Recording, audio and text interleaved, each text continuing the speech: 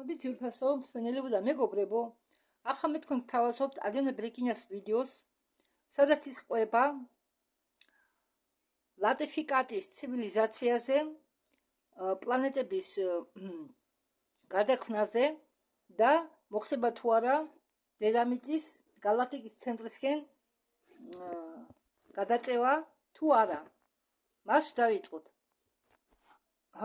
ეს ვიდეო არის ატვირთული 1 ივნისთან. ბრეკინია ალიონა ყვება რომ შაბათთან წინა დღით სანამ მოხდებოდა პლანეტარული მსახურების ჩაწერა ვიდეოთი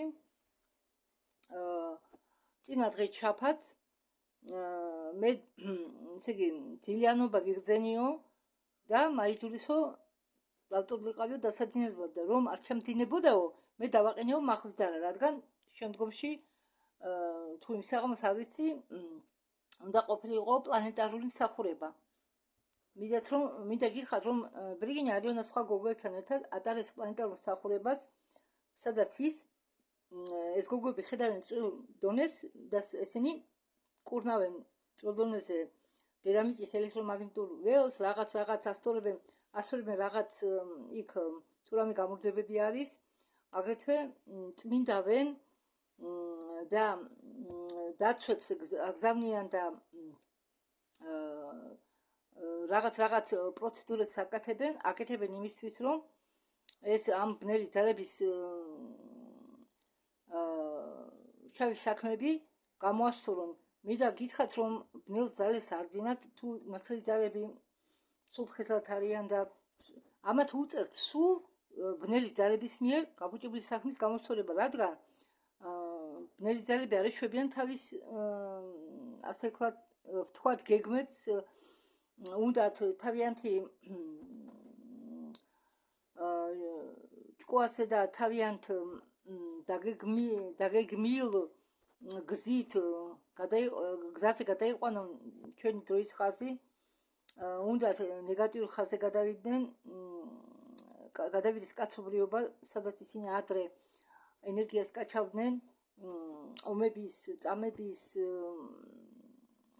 და სხვა ნეგატიური ემოციური გრძნობებით გამომშავებული ენერგიები, ანუ ეს გავახი ლურში. ისინი კიდევ მინდა გითხრათ რომ შიშებით, შიშები ეჭვანობით, პანიკური შეტევებით, სინდისის ქეჯნით, კი ახლა სინდისის ქეჯნა საჭიროა, მაგრამ ფაქტიურად ზოგჯერ დასაკურელია ნეგატიურ მომენტებში ვარდებით ჩვენ ყველანი, მაგრამ აი მაგალითად როდესაც ვინმე ახლობელი გადაიცვალება ჩვენი საყვარელი ადამიანები, ხო? ძალიან ან გადაიცვალეს ისეთები, რომლის მიმართ გული შეგდიოდა. კი, დასაკურელია ჩვენ უნდა ვიგოვოთ, მაგრამ ყველაფერს აქვს საზღვარი, ზედმეტი არაფერი არ ვარგა. არც ბევრი სიხარული ვარგა, არც ზედმეტი სიხარული, არც ზედმეტი გოლა და ნერვიულობა. ბალანსი არ უნდა დაიღოს არც ერთ შემთხვევაში. და ალიონა ბრეკინია ამბობს, მეო ესე იგი ჩამეძინაო და სიზმარშიო უცებ გამოვედიო კოსმოსურ სივრცეში, სიზმარში გამომაგდესო კოსმოსურ სივრცეში. უკვე კოსმოსს კი არ გავდაო, სამყაროს კოსმოსს გავდაო. და კოსმოსი ცოტა შეფარდებითი ტერმინია. არის პატარა კოსმოსი, ახალ კოსმოსი, შორეული კოსმოსი, დიდი სამყარო სივრცესაც ქვია კოსმოსი. ამიტომ ამბობს ამას ალიონა, მე შორიდან ვაკვირდებოდიო გალაქტიკას.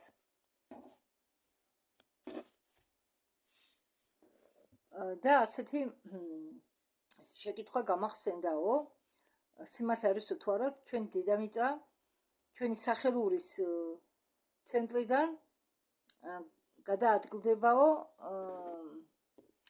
გადავაო გალაქტიკის ცენტრისკენ უფრო ახლოს, ჩვენი გალაქტიკის ცენტრის სიახლოვეში. თუ რატომ გამიშთაო ეს შეკითხვა ვერ გავიგიო, მაგრამ ეს ამ საკითხთან დაკავშირებით მე ინფორმაცია უნდა მიმეღო და მე ნახეო galaktikis სახელური, ნახეო თვით galaktika და ვინახეო ჩვენი პლანეტა, ჩვენი ზის სისტემა და მე მომივიდაო ინფორმაცია მზეზე, რომ ისეთი ვარსკვლავი როგორც მზე ხდება ძალიან იშვიათად და აგრეთვე გაჩნდა შეკითხვა galaktikურ მზეზე. აგრეთვე მე გამახსენდაო თუ ჩვენი წინაპრები როგორ ხატავდნენ რუნებს, ჰოლოგრამებს, რუნი რუსულად, რუნი. თუ ჩვენი წინაპრები როგორ ხატავდნენ რუნებს, ჰოლოგრამებს და ჩემი აზრით თუ ისინი როგორ ხედავდნენ ამას ყველაფერს, მე ვხედავ აბიუმში ჩვენ galaktikas როგორ ბრუნავს და galaktikis სახელურები მოძრაობისაც როგორ გადაადგილდებიან სპირალურად თელ კოსმოსურ სამყაროში. იმის გარდა რომ თვითონ galaktika ბრუნავს, ის ერთდროულად აკეთებს სპირალურ მოძრაობებს, მოძრაობას წინ, როგორც აი ბრუნავს სპირალურად, მაგრამ რო ბრუნავს სპირალურად, ერთდროულად მიიწევს წინ. ამის თქვა მინდა. მე დავინტერესდიო galaktikis ცენტრით. მე ვნახეო მრავალი ვარსკვლავების გროვა, რომლებიც გამოიყურებოდაო როგორ განიცლება. ჯერ მე ვხედავდი ნისლს, მაგრამ შემდგომში ეს ნისლები ამ ნისლისგან ფორმირდებოდა პლანეტები. ძალიან ბევრი პლანეტებიო. თვით galaktikis ცენტრში არ იყო მზე, არ იყო ისეთი მზე, როგორცაც მე ველოდებოდიო. იქ იყო რაღაც დიდი სივრწყე, ხო, იქ იყო რაღაც გრავიტაციული ველი, რომლის საზღვრებს მიღმა არ გადიოდა შუქი. და ამ გრავიტაციულ ველშიო შუქი თუ ხდებოდაო, ეს შუქი ქრებოდაო. იმდენად ჭიდრო იყო ეს ნივთიერება, ეს ეგრეთ წოდებული მზე. ხო, და ეს მზის მაგვარი მასა იყო ეგრეთ წოდებული galaktikis ცენტრალური იმ galaktikis მზე. გარშემო იყო განლაგებული უამრავი პლანეტები. და იმდენად ბევრი იყო ეს პლანეტები, რომ შორიდან მოგეჩვენებოდა როგორ განიცლება. ეს გროვა პლანეტების შორიდან ჩანდაო როგორ განიცლება. როდესაც უახლოვდებიო ამ galaktikis ცენტრს, პლანეტები ხდებოდაო სხვადასხვა ზომის. დიდიც, პატარაც ხდებოდაო მიკროპლანეტებიც და იმდენად მიკრო იყო, მიკროპლანეტები ეს იმდენად მიკრო იყო, რომ მთელი galaktikis ფონზე, galaktikis შეფარდებაში გამოიყურებოდა როგორც ტვერი. და ამ დროს მივხვდიო, რომ რაღაც ძალებს უნდათო ჩემთან კონტაქტი და ცდილობენო გამოვიდნენ ხაზზე. მე შემოbrunდიო და ნახეო სივრცეში დაკიდული კრისტალი. ესე იგი, ჩემ შეფარდებაში, ესე იგი, ჩემსკენ, ჩემი გადასახედიდან, იმ ადგილიდანო, სადაც მე ვიყავიო, ეს კრისტალი ეკიდაო ვერტიკალურად. ზედა ნაწილი იყო მოკლე, დავარქვათო ამ ნაწილს თავი და ქვევით კი ამ ზევიდან იმ ნაწილისგან, რომელსაც დავარქვითო თავი, ქვევით სხეული სხეულში გადადიოდაო. მაგათმა ესე იგი ეს ყოფილა არსებები, იქაური სივრცის არსებები და უცხეს არიონას, რომ ჩვენ ვართო ლატიფიკატები. ლატიფიკატები. ისინი იყვნენო ბევრი და ერთმანეთში ისინი ქმნიდნენ რაღაც ენერგეტიკულ კავშირს, ქსელს ურთიერთდაკავშირებისთვის და ურთიერთობისთვის, კონტაქტისთვის. ისინი იყვნენო ეს ლატიფიკატები გამჭვირვალეები, ისინი ანათებდნენო, იქიდან ესე იგი, მიუხედავად იმისა, რომ ისინი იყვნენ გამჭვირვალეები, მათი კონტურები ჩანდა, ეს კონტურები, სხეულის კონტურები ჩანდა, ეს კონტურები ანათებდა, მათ ჰქონდა თვალები, პირი, რაღაც სხვილი მსგავსი, მათ უჩნდებოდათ პერიოდულად ჩანდა რომ ქონდათ ხელები, ქონდათ ფეხები, ну რო ქონდათ კიდურები. მაგრამ მათ ეს კიდურები მაინც არ სჭირდებოდათ. ეს კიდურები, ესე იგი, ეს კრისტალი რომ ეგონა ალენა ბრიგინას კრისტალისებული რაღაც მასა, ხო გამოიყოფოდა ეს ხელები და ფეხები, კიდურები. ესენი ისე უკან შეცურდებოდა ეს კიდურები და იქცეოდა საერთო კრისტალის ფორმის მასად. თვალები მათ უქნდათო დიდრუნი თვალებიო და თვალების ბრწყინავდაო. თავისი ცხოვრების დიდი ნაწილს ისინი ატარებდნენ ამ კრისტალურ მდგომარეობაში. მაგრამ სხვა როდესაც საჭირო იყო მაგალითად დაკონტაქტება სხვა ცივილიზაციებთან, მაგალითად იგივე ჰუმანოიდებთან, პლაზმოიდებთან, ისინი იღებდნენ საჭირო გარეგნობას. მათი მდგომარეობა ჩამოგავს მედუზას გარემოს, რომელიც მსგავსია ადამიანის გარეგნობას, ხო, რომელიც ადამიანის კონტურებს ჩამოგავს, ასე ვთქვათ. თავი ქონდათო მედუზის, ხო, ხომიცით მედუზებს როგორი თავები აქვთ, ხო, ამდაგვარი და შიგნით მაინც მოჩანდაო კრისტალი, რომლებსაც ქონდათ გრანები, გრანი რა, აი კრისტალი, წამოიგეთ ახლა თქვენ რამდენიმე გვერდიანი რომბისებული ან მოგრძო აი კრისტალი, რომელსაც არის დანაყოფები, აი დამუშავებული ქვა ბეჭედზე ხომ გინახიათ? რომბისებულად რომ არის, რომბისებური ფორმა რომ აქვს, ამდაგვარი დამუშავებული, ისა გრანი, რომ ჩანა ის კუთხეები. და ამ რამდენიმე კუთხისაგან შემდგარი კრისტალი. წამოიდგენთ ახლა, წამოიდგენთ ბეჭედი ან საყურები, რომელშიც არის ჩაჯენილი ამდაგვარი დამუშავებული ქვა. აი, ამდაგვარი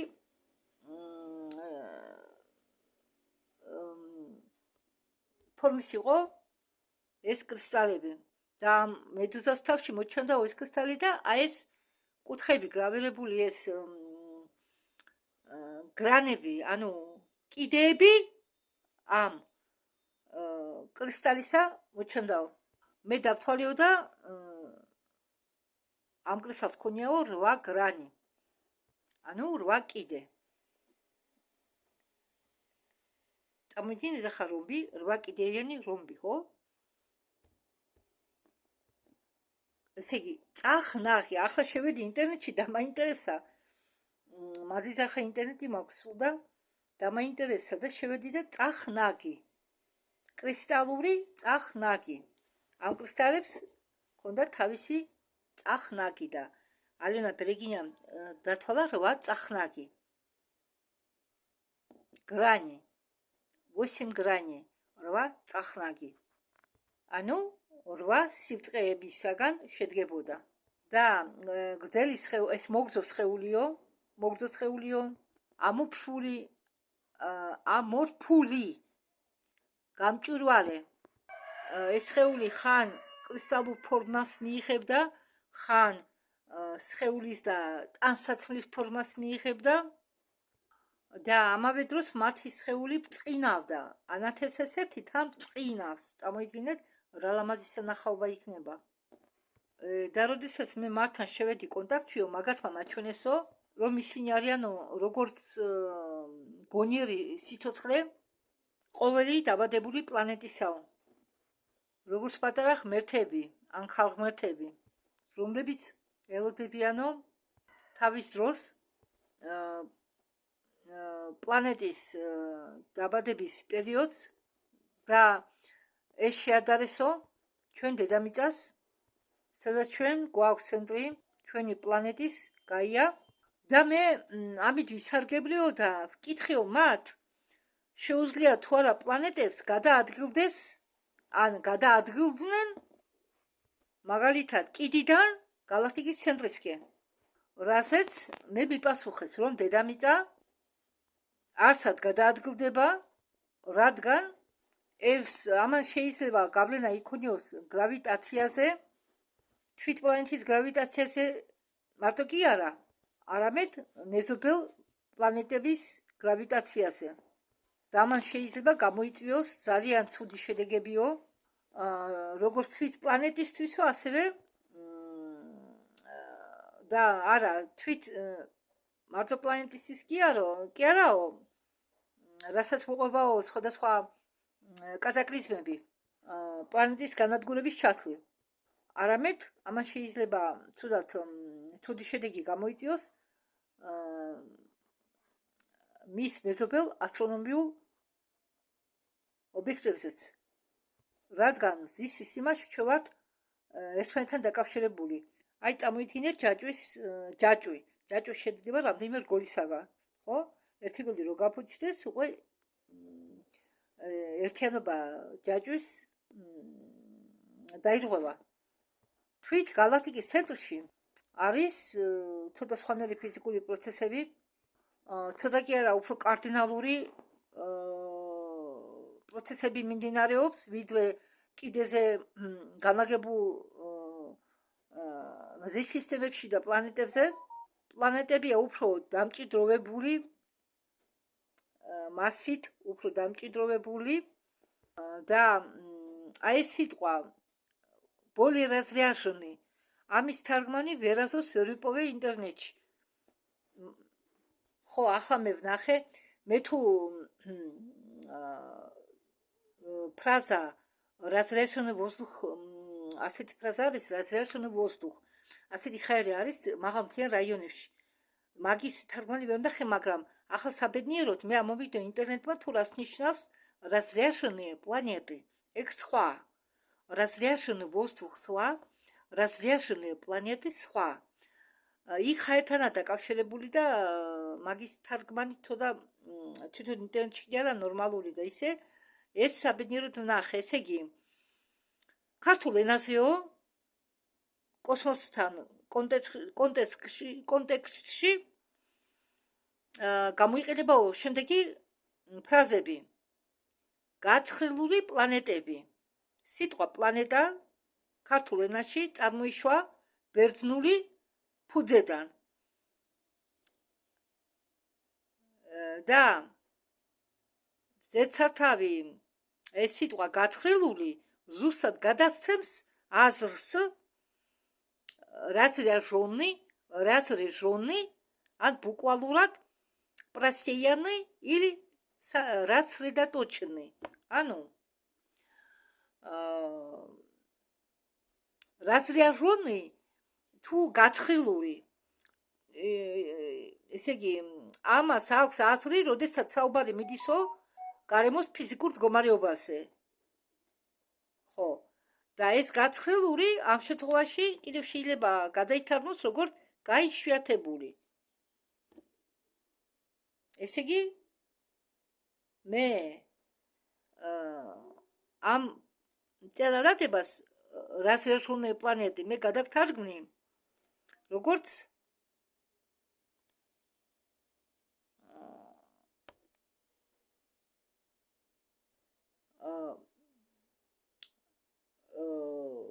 როგორ გითხრათ, სპეციალურად განლაგებული საჭირო რადიუსში და დათხელებული, მაგრამ ამავე დროს დაბრტყელებული მასა. ხომ გამიგეთ მოდი სიტყვა მინდა. შეიძლება მე ვცდები ახლა ქართულად, ვინც ქართულად გაქვთ წაკითხული დაუშვათ კოსმოსურ თემებზე რამე ინფორმაცია, ალბათ თქვენ უფრო გეცოდინებათ, უფრო ზუსტად როგორ უნდა გადმოვცე მე აი ეს ფრაზა. არ მოგერიდოთ, დამიწერეთ. ხომ იცით, სწავლა სიკვდილამდეაო, მე პირიქით მოხარული ვიქნები. თუ თქვენ იცით, თუ ზუსტად როგორ უნდა გადათარგმნო ეს ესე იგი ორი რამ სიტყვა წერადება უბრალოდ разряженные планеты, რომელიც აქ ინტერნეტში მე ამომიგდო როგორც გაცხრილული პლანეტები და თუ ვინმე მიცით ქართულად როგორ ითარგმნება წერადება разряженный воздух.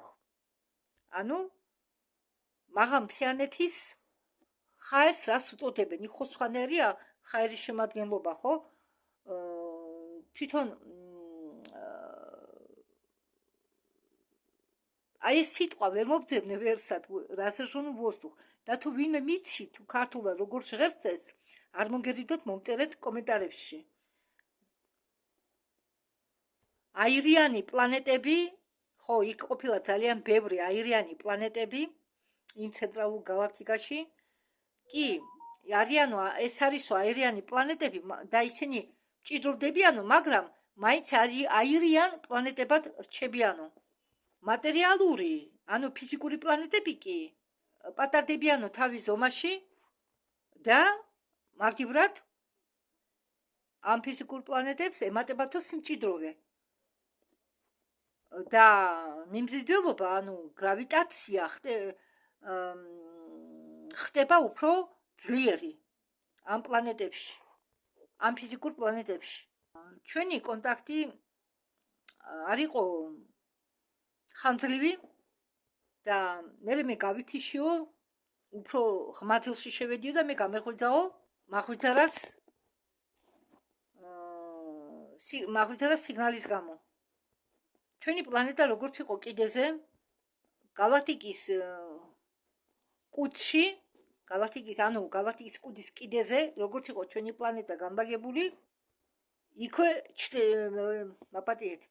რჩება. და ჩვენი დედამიწის სადმე გადაადგილებამ შეიძლება გამოიწვიოს არასასიამოვნო შედეგები. დედამიწა ვერცად ვერ გადაადგილდებაო, მაგრამ გალაქტიკის კუდს შეუძლიაო გადაადგილება. გალაქტიკა მოძრაობსო და მოძრაობსო თავისი ცენტრის გარშემო და აგრეთვე ერთდროულად მოძრაობსო, აკეთებსო სპირალისებურ მოძრაობებს. ამავე დროს გალაქტიკის ყოველი კუდი მოძრაობსო კიდევ დამატებით, გახსოვდეთ, მზე ხო მოძრაობს გალაქტიკის გარშემო, არა, ჩვენი მზე მოძრაობს დიდი მზის გარშემო. დიდი მზე მოძრაობს გალაქტიკის გარშემო და ასე ხდება ერთმანეთის გარშემო მოძრაობა. ჩვენ კი პლანეტები, რომლებიც ვართ ჩვენი მზის გარშემო განლაგებული, მოძრაობთ ჩვენი მზის გარშემო. და ამავე დროს ეს მზის სისტემა აკეთებს მოძრაობას კიდევ ცენტრალური მზის გარშემო, მერე გალაქტიკის გარშემო და ასე. და თან ეს ყველაფერი ერთად ჩვენი მზის სისტემა, ცენტრალური მზის სისტემა, გალაქტიკა, მერე კიდევ მეორე გალაქტიკა, რომლის გარშემო არის კიდევ გალაქტიკური ცენტრი, გალაქტიკური ბირთვი. და ეს ყველაფერი, ეს მასა, რო ერთმანეთში დაგროვდება, იმ ბირთვის გარშემო მოძრაობს და აკეთებენ ამ მოძრაობებს სპირალისებურად. წარმოიდგინეთ, რამხელა რთული წარმოსადგენია ეს ყველაფერი და ამას ყველაფერს სჭირდება გეომეტრიული და მათემატიკური დაწყობა, ხო? სიზუსტით, მათემატიკური სიზუსტით არის ყველაფერი განლაგებული, რომ ერთმანეთს დაეჯახონ. კი ხდება ხანდახან, რომ ერთმანეთს ეჯახება მაგალითად პლანეტას რაღა დროს შეიჯახება მაგალითად მისივე თანამგზავრი. ხდება ასეთ რაღაცები. ხო, კიდევ ამბობენო, რომ გალაქტიკის ცენტრში არის შავი ხვრელი, მაგრამ პლანეტები ამ შავ ხვრელში არ ქრებიან. და ჩვენი გალაქტიკის ცენტრში იბადებიანო ახალი პლანეტები. ეს ყველაფერი მე მომიყვესო ლატიფიკატების ცივილიზაცია. და ამ ლატიფიკატის ცივილიზაციამ მე მაჩვენაო, რომ როდესაც პლანეტა იბადებაო, მათ შორის პროტოპლაზმიდან ესენი ლატიფიკატები შედიან ამ პლანეტის ღერძის ცენტრში და ხდებიან სულიერობის სახტენი იმისთვის, რომ შეძლონ მატერიალური სამყაროს დამაგრება, მაგრამ საფუძველში არის ჩადებული უფრო სულიერობა და აგრეთვე მაგათმა მაჩვენეს, რომ ყოველი პლანეტა, რომელიც არისო გასულიერებული, ანუ სადაც არის უფრო სულიერი განვითარება, აქვთ კავშირი სხვა პლანეტასთან, ანუ პლანეტებს აქვთ ერთმანეთთან ასე ვთქვათ, ურთიერთობა. მთელი გალაქტიკა წარმოადგენს დიდ ოჯახს, მრავალი პლანეტისგან და ვარსკვლავისგან შემდგარს, სადაც ყოველი პლანეტის და ვარსკვლავის შიგ არის თავისი საკუთარი, ანუ ყოველ პლანეტას და ვარსკვლავს აქვს თავისი სული. ასე რომ ყოველი გალაქტიკა ეს არის ერთი დიდი ოჯახი. მასია, სადაც დედაც და მამაც არიან შემქმნელები და ყოველი გალაქტიკა ხო, აი რადგან ჩვენ ამას შევეხეთ, მოდით მე ცოტა შეგახსენეთ კიდე ერთ რაღაცას,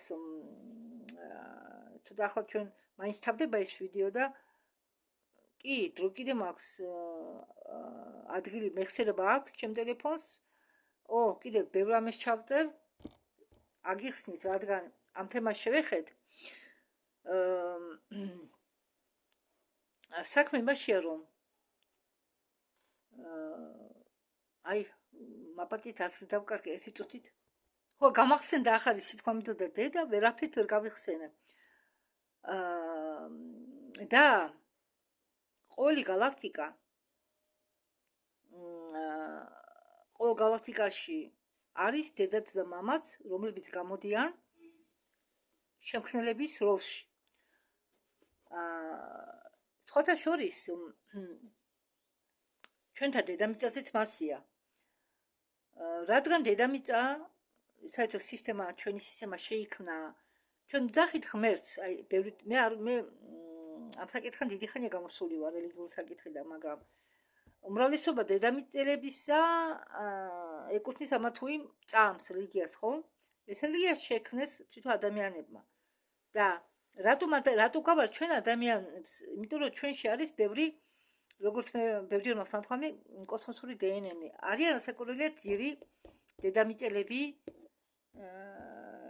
მაიმუნების გავსი დედამიწელები იყვნენ, რომელთანაც მოხდა შეჯვარედინება და ამ ხაზითაც გავრცელდა კაცობრიობა, მაგრამ დარვინიზმს აქ არაფერი კავშირი არ აქვს მერწმუნედ.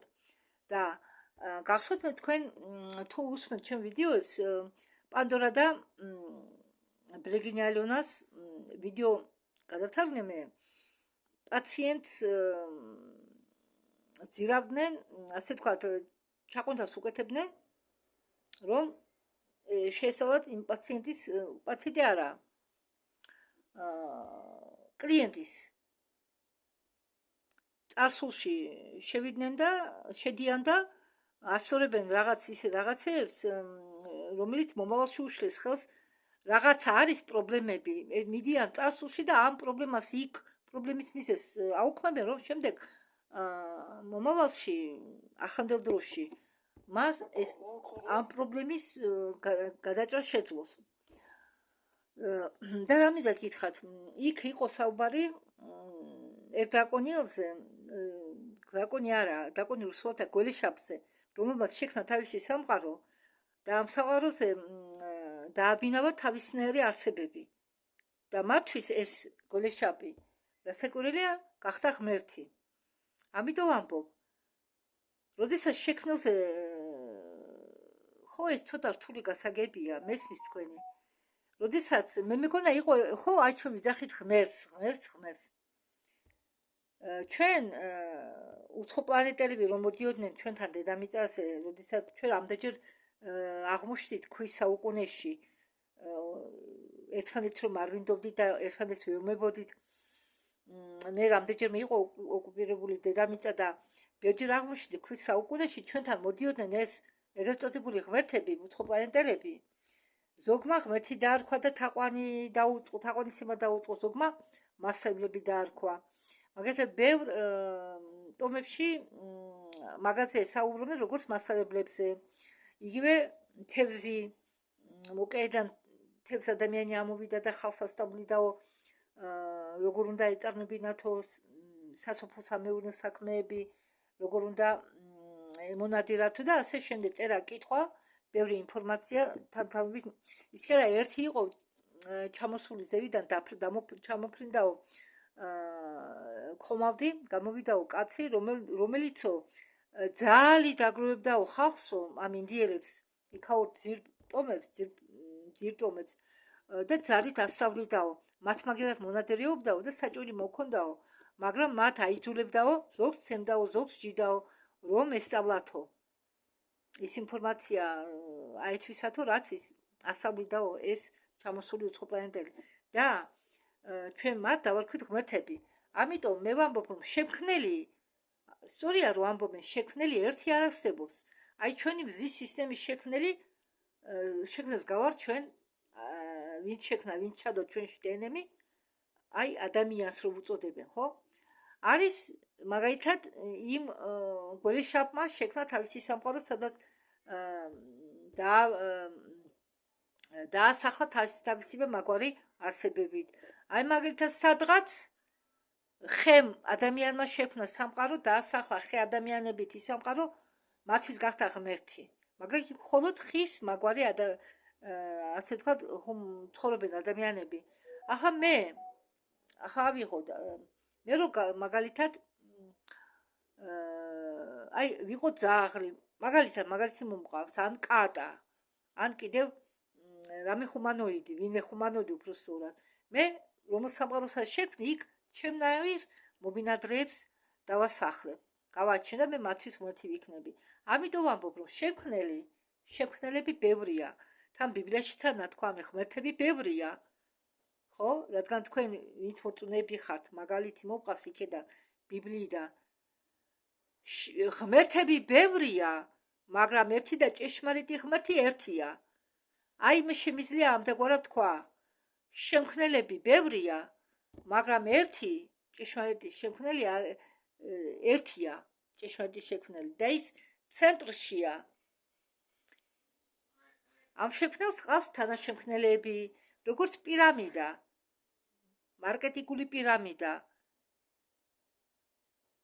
ევონის, ორიფლეიმის და ასე შემდეგ. და ყველა ქმნის თავის ჯგუფს, ხო, ვისაც გიმუშავიათ ორიფლეიმში, ევონში, მე ტიენში კიდევ არ რაღაც მომენტი ვიყავი ტიენში, არ გამოსულა, მაგრამ ახლა მე მაგ საქმეს არ ვეწევი. ბადებთან დაკავშირებით, აი ასეთი სისტემაა. ანუ მე შევქმნით ზის სისტემა და ყველა თაყვანს ცემს მე, ხო? ნუ თაყვანის თემა მაგალითი მომყავს, აი სიტყვაზე. ამდაგვარად იქმნება ყველაფერი. ამის თქმა მინდოდა. ამიტომ ღმერთი, როგორც ღმერთი ერთი სახით, არ არსებობს. არსებობს სამყარო, რომელიც გონიერია, რომელსაც გააჩნია ცნობიერება, ის ჩვენ გვისმენს, მას ჩვენი ესმის. და როდესაც ჩვენ გაფიქრებითაც კი გავიფიქრებთ, ხო? რამეს, აი მაგალითად მე ხომ ახლა ვაკეთებ ამ ჩემს საქმეს, ხო? და ვზივარ ჩვეულებრივად წევარ, დაუშვათ ამოწოლილი ვარ და რაღაც ნეგატიური აზრი ჩამეწოთება, ხო? აი მე უცებ ვაჩერებ ამ ნეგატიურ აზრს, იმიტომ რომ მე ვიცი რომ შეიძლება ვიღაცა სპეციალურად უშვებს ამ აზრს, რათა ჩვენი სისუფთავის მოწესრიგება იწყება ჩვენ ტვინებში. ჩვენ თუ ფიქრები არ გვაქვს დაწყობილი, დალაგებული. მოგპატიეთ, ძალიან ცხელა ეცოდი დღე. თუ არ გვაქვს ფიქრები დალაგებული, ჩვენ შევიქნით ისევ ქაოსს, რატომ? იმიტომ რომ სამყაროს ესმის ჩვენი ფიქრების. სანამ ჩვენ ვიტყვით, ჩვენ ხო ჯერ გავიფიქრებთ და ჩვენ თუ ყურადღებით არ ვიქნით, რას ვფიქრობთ? დაუშვათ არ გვინდა, მაგრამ უცებ გაჩნდა რაღაც აზრი. სამყარომ დაინახა ეს აზრი, სანამ ჩვენ რამე ვთქვით. მე ხო ვიცი რომ სამყარო ხედავს იმას, რასაც მე ვფიქრობ. ჩვენი აზრები ასტრალში გადის და ჩანს ასტრალში. წრუდონეზე ჩანს და ამიტომ ვამბობ.